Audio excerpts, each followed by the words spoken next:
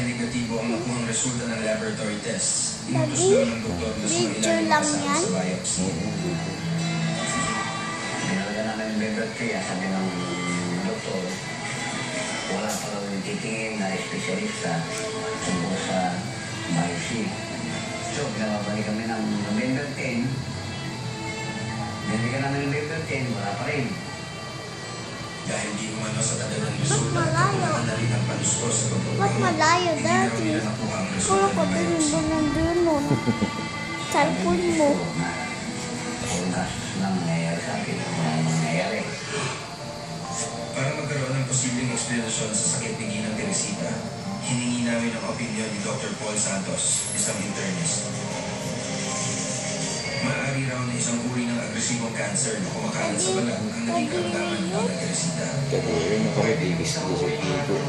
Na white cell, isang klase puting dugo, white cell, na nawalan ng control, at mga gabi ay kumakalat, tawag doon yung cutaneous T-cell na lymphoma. Oh, kawawa. Maaaring isang sintomas nito ang pagdating at pagsusulat ng balat ni Teresita, kasabay ng lumalaki tungkol sa kinikili. Tapos ang pwede explanation ay tinatawag namin na paraneoplastic syndrome.